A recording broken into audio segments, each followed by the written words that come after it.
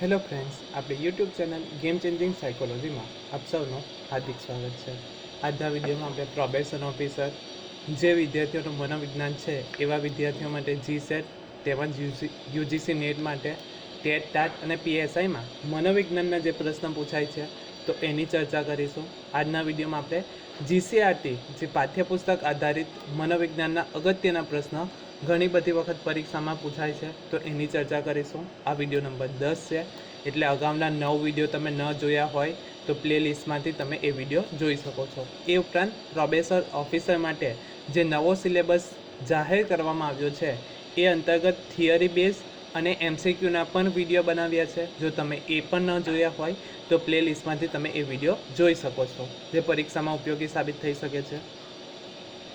તો સૌપ્રથમ પ્રશ્ન છે, મનોવિજ્ઞાનમાં ચેતનાનો અભ્યાસ વિષય તરીકે સદંતર નિષેધ કોણે કર્યો છે? એટલે કે મનોવિજ્ઞાન જે છે તો એમાં ચેતનાનો અભ્યાસ જે છે એનો સદંતર વિરોધ કરનાર કયા મનોવૈજ્ઞાનિક હતા? Option A Wilhelm Wundt, option B J B Watson, option C William James અને ઓપ્શન ડી સિગમન્ડ ફ્રોઈડ. તો સાચો જવાબ આવશે વિલ્હેમ વુન્ટ જે હતા તો એમણે મનોવિજ્ઞાનમાં ચેતનાનો અભ્યાસ કરવા પર સદંતર નિષેધ કર્યો હતો, એટલે કે એમણે નિષેધ અથવા તો એનો વિરોધ કર્યો હતો. તો સાચો જવાબ આવે છે વિલ્હેમ વુન્ટ. હવે તમારા માટે પ્રશ્ન છે, વિલ્હેમ વુન્ટને શું કહેવામાં આવે છે? તો કયા વૈજ્ઞાનિક તરીકે ઓળખવામાં આવે છે? એમણે શું કર્યું હતું? જો તમે જાણતા હોય તો તમે કમેન્ટ બોક્સમાં કમેન્ટ કરી શકો છો. તમને આવડશે જ, બિકોઝ અગાઉના વિડીયોમાં ઘણા બધા વિડીયોમાં આપણે કહ્યું હતું. ત્યારબાદ છે તમારા માટે પ્રશ્ન છે, જેબી વોટસન, વિલિયમ જેમ્સ અને સિગમન્ડ ફ્રોઈડ કયા વાત સાથે સંકળાયેલા છે? આ પણ અગત્યનો પ્રશ્ન છે. ઘણી બધી વખત જોડકા જોડામાં પૂછાઈ જાય છે કે એક બાજુ મનોવૈજ્ઞાનિકોના નામ હોય છે અને બીજી બાજુ એમની સાથે સંકળાયેલા વાત જે છે તો એની અંગેનો પણ પ્રશ્ન પૂછાય છે. જો તમે જાણતા હોય તો કમેન્ટ બોક્સમાં કમેન્ટ કરી શકો છો. સિગમન્ડ ફ્રોઈડ જે છે સાયકો એનાલિસિસ તરીકે એમનો ફાળો ત્યાં એમાં ખૂબ જ અગત્યનો છે. ત્યાર પછીનો પ્રશ્ન છે, એએસસી શબ્દનો સૌપ્રથમ ઉપયોગ કોણે કર્યો હતો? તો એ પહેલાં જાણવું જરૂર છે. એએસસીનું ફૂલ ફોર્મ શું થાય? તો અલ્ટરેડ સ્ટેટ ઓફ કોન્શિયસનેસ જે છે તો એનું ફૂલ ફોર્મ છે, આ યાદ રાખવાનું છે, એએસસી. તો અલ્ટરેડ સ્ટેટ ઓફ કોન્શિયસનેસ તરીકે ઓળખાય છે. હવે એએસસી શબ્દનો પ્રયોગ ક્યારે કરવામાં આવ્યો હતો? તો 1966માં. આ સાલ યાદ રાખવાની છે. હવે એએસસી શબ્દનો સૌપ્રથમ ઉપયોગ કોણે કર્યો હતો? Option A Arnold Ludwig, option B Charles Stark, option C B F Skinner અને ઓપ્શન ડી વિલિયમ જેમ્સ. તો સાચો જવાબ આવે છે ઓપ્શન એ આર્નોલ્ડ લુડવિંગ દ્વારા એએસસી શબ્દનો સૌપ્રથમ ઉપયોગ કરવામાં આવ્યો હતો. ફૂલ ફોર્મ શું થાય છે? તો અલ્ટરેડ સ્ટેટ ઓફ કોન્શિયસનેસ. કઈ સાલમાં ઉપયોગ કરવામાં આવ્યો હતો? તો 1966માં. તો આ યાદ રાખવાનું છે. ત્યાર પછીનો પ્રશ્ન છે, સ્વપ્ન નિંદ્રાનો કયો તબક્કો સૂચવે છે? એટલે કે જે સ્વપ્ન અવસ્થા જે છે તો એ નિંદ્રાના કયા તબક્કામાં જોવા મળે છે? એટલે કે સ્વપ્ન નિંદ્રાનો કયો તબક્કો સૂચવે છે? Option A N1, option B N2, option C N3 અને ઓપ્શન ડી REM. તો સાચો જવાબ આવે છે ઓપ્શન ડી REM જે છે તો એ સ્વપ્ન નિંદ્રાનો તબક્કો સૂચવે છે. હવે REMનું ફૂલ ફોર્મ જાણવું પણ જરૂરી છે, તો આ પણ અગત્યનું છે. રેપિડ આઈ મોમેન્ટ તરીકે ઓળખાય છે. યાદ રાખવાનું છે, REMનું ફૂલ ફોર્મ શું થાય છે? તો રેપિડ આઈ મોમેન્ટ તરીકે ઓળખાય છે. તો એ યાદ રાખવાનું છે. નિંદ્રાનો 4 તબક્કા જે છે તો એ પણ જાણવા જરૂર છે. જે નિંદ્રા સ્વપ્ન આવે છે તો એ ચોથા જે REMમાં જોવા મળે છે, જેનો સમય લગભગ 90 મિનિટ સુધી આ તબક્કો ચાલે છે, જેમાં વ્યક્તિ સ્વપ્ન જોતો હોય છે તો એ અવસ્થામાં એને જગાડવો ખૂબ જ મુશ્કેલ બને છે. હવે છે N1 એ નિંદ્રાનો પ્રથમ તબક્કો જોવા મળે છે, એટલે કે વ્યક્તિ નિંદ્રાધીન હોય છે. ત્યારબાદ છે N2 નિંદ્રાનો દ્વિતીય તબક્કો છે. આમાં નિંદ્રાની ગાઢતા વધુ હોય છે, એટલે કે વધુ ગાઢ રીતે ઊંઘતો હોય છે. અને N3 અવસ્થા જે છે એ નિંદ્રાની ત્રીજી અવસ્થા છે, જેમાં નિંદ્રાની ગાઢતા મહત્તમ હોય છે.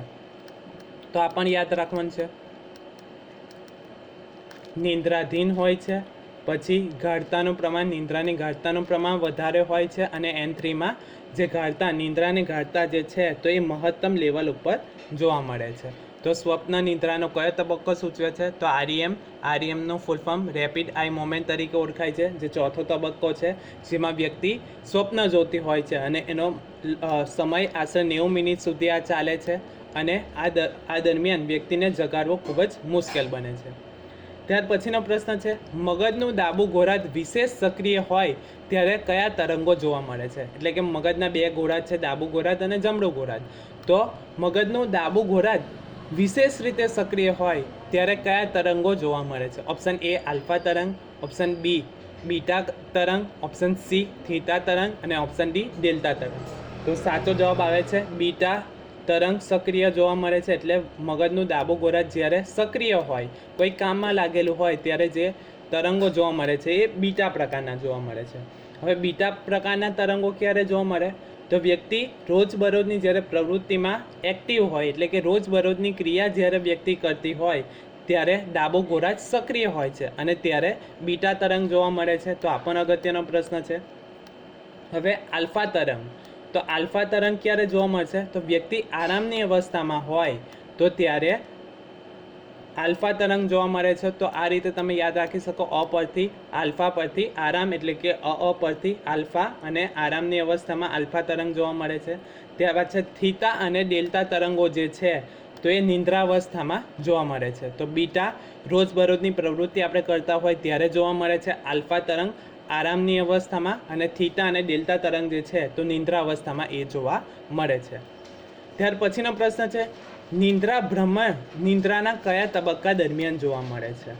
એટલે કે નિંદ્રા ભ્રમણ વ્યક્તિ ઊંઘમાં ચાલતો હોય તો નિંદ્રાના કયા તબક્કા દરમિયાન જોવા મળે છે? Option A N1, option B N2, option C N3 અને ઓપ્શન D REM. તો REMનું ફૂલ ફોર્મ આપણે ઓલરેડી કહ્યું છે, રેપિડ આઈ મોમેન્ટ તરીકે ઓળખાય છે. તો સાચો જવાબ આવે છે N3 અવસ્થા, એટલે કે ઓપ્શન Cમાં વ્યક્તિ નિંદ્રા ભ્રમણ કરતો હોય એ જોવા મળે છે. જેમાં આપણે શું જોયું હતું? N3માં જે નિંદ્રાની ગાઢતા વધુ હોય છે તો એ દરમિયાન નિંદ્રા ભ્રમણ વ્યક્તિ કરે છે. તો આ પણ યાદ રાખવાનું છે.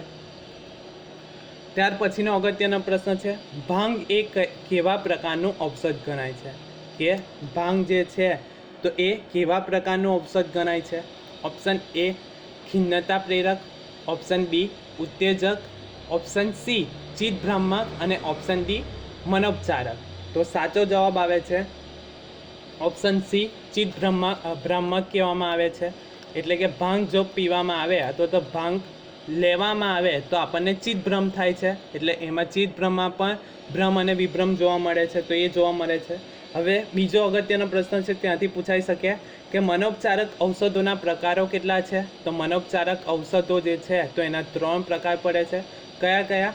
તો ખિન્નતા પ્રેરક, બીજું ઉત્તેજક અને ત્રીજું જે છે તો એ ચિત્તભ્રામક જે છે. તો આ મનોપચારક ઔષધો જે છે તો 3 પ્રકારના જોવા મળે છે. એક તો ખિન્નતા પ્રેરક, બીજું છે ઉત્તેજક અને ત્રીજું છે ચિત્તભ્રામક. તો ઉત્તેજક એટલે શું? તો એવા દ્રવ્યના સેવનથી, એટલે કે એવું દ્રવ્ય આપણે લેવામાં આવે કે જેના સેવનથી તાત્કાલિક ઉત્તેજના વધે તો એને ઉત્તેજક કહેવામાં આવે છે. એના એક્ઝામ્પલ લેવા હોય તો એમ્ફેટેમાઇન્સ અને કોકેન જે છે તો એ ઉત્તેજકના ઉદાહરણ છે. તો આ પણ યાદ રાખવાનું છે. ત્યાર પછીનો પ્રશ્ન છે, અચેતન સંસ્કારોનો સમૂહ ભારતીય મનોવિજ્ઞાન અનુસાર કયા ભાગમાં સંગ્રહિત થયેલો જોવા મળે છે? એટલે કે અચેતન મન જે છે તો એના સંસ્કારોનો સમૂહ ભારતીય મનોવિજ્ઞાન અનુસાર કયા ભાગમાં સંગ્રહિત થયેલો છે? ઓપ્શન A સ્થૂળ શરીર, ઓપ્શન B સૂક્ષ્મ શરીર, ઓપ્શન C કારક શરીર અને ઓપ્શન D આત્મા. તો સાચો જવાબ આવે છે કારક શરીરમાં અચેતન સંસ્કારોનો સમૂહ જોવા મળે છે. હવે ચેતન તમને ખબર જ હશે, ચેતન, અચેતન અને અર્ધચેતન તરીકે ઓળખાય છે. તો એ અવસ્થા અચેતન સંસ્કારોનો સમૂહ ભારતીય મનોવિજ્ઞાન અનુસાર કયા ભાગમાં સંગ્રહિત થયેલો છે? તો કારણ શરીરમાં સંગ્રહિત થયેલો છે. હવે શરીરના પ્રકાર જે છે તો એ શરીરના 3 પ્રકાર પડે છે. પ્રશ્ન પૂછાઈ શકે છે, કયા કયા પ્રકાર આવે છે? તો સ્થૂળ શરીર, ફર્સ્ટ છે સ્થૂળ શરીર, બીજો પ્રકાર સૂક્ષ્મ શરીર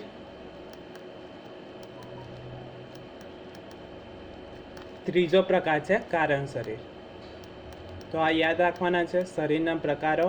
તો શરીરના ભારતીય મનોવિજ્ઞાન અનુસાર 3 શરીર છે: સ્થૂળ શરીર, સૂક્ષ્મ શરીર અને કારણ શરીર. તો અચેતન સંસ્કારોનો સમૂહ કારણ શરીરમાં જોવા મળે છે.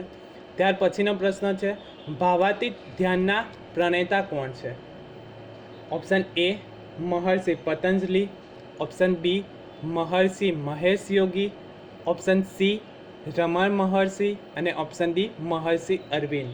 તો સાચો જવાબ આવે છે ઓપ્શન બી મહર્ષિ મહેશ યોગી ભાવાતીત ધ્યાનના પ્રણેતા છે. તો આ યાદ રાખવાનું છે.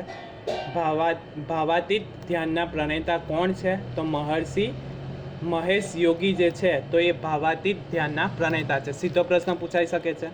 ત્યાર પછીનો પ્રશ્ન છે ભારતીય પરંપરામાં આત્મ સાક્ષાત્કાર માટે મુખ્ય કેટલા માર્ગો પ્રચલિત છે? કે ભારતીય પરંપરા જે છે તો એમાં આત્મ સાક્ષાત્કાર માટે મુખ્ય કેટલા માર્ગો પ્રચલિત છે?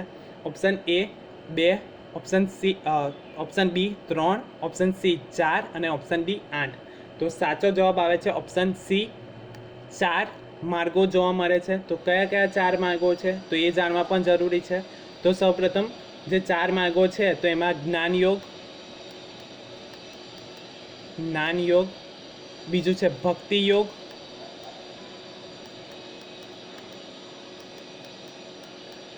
ત્રીજું છે કર્મયોગ અને ચોથું છે રાજયોગ. તો આ યાદ રાખવાનું છે. 4 યોગ જોવા મળે છે. કયા કયા યોગ? પ્રશ્ન પૂછાઈ શકે કે યોગ જે છે ભારતીય પરંપરામાં આત્મ સાક્ષાત્કાર માટેના 4 માર્ગોમાં કયા યોગનો સમાવેશ થતો નથી? તો 4 યોગ છે એ યાદ રાખવાનું છે. સૌપ્રથમ જ્ઞાન યોગ, બીજું છે ભક્તિ યોગ, ત્રીજું કર્મયોગ અને ચોથું છે રાજયોગ. હવે રાજયોગમાં પતંજલિ દ્વારા અષ્ટાંગ યોગ આપવામાં આવ્યો છે તો એ પણ યાદ રાખવાનું છે. ત્યાર પછીનો પ્રશ્ન છે હિન્દુ ધર્મ અનુસાર માનવ વ્યક્તિત્વ મુખ્ય કેટલા તત્વોનું બનેલું છે? Option A 3, option B 2, option C 4 અને ઓપ્શન ડી 19. તો સાચો જવાબ આવે છે 2 પ્રકારનું બનેલું છે અથવા તો 2 તત્વોનું બનેલું છે. એટલે કે હિન્દુ ધર્મ અનુસાર માનવ વ્યક્તિત્વના 2 તત્વો જોવા મળે છે. હવે કયા 2 તત્વો? તો એ પણ યાદ રાખવાનું છે. તો એક છે શરીર તત્વ એટલે કે શરીર અને બીજું છે આત્મા. તો આ 2 તત્વો જોવા મળે છે હિન્દુ ધર્મ અનુસાર માનવ વ્યક્તિત્વના જે 2 તત્વો છે તો કયા કયા છે? તો શરીર અને આત્મા જોવા મળે છે. તો આવી રીતે પણ પ્રશ્ન પૂછાઈ શકે છે. આશા રાખું છું કે તમને આ વિડીયોમાં સમજ પડી ગયા છે અને જો તમને આ વિડીયો પસંદ પડ્યો હોય તો વધુમાં વધુ લાઈક કરો, શેર કરો અને અમારી ચેનલને સબસ્ક્રાઈબ કરો. Thank you.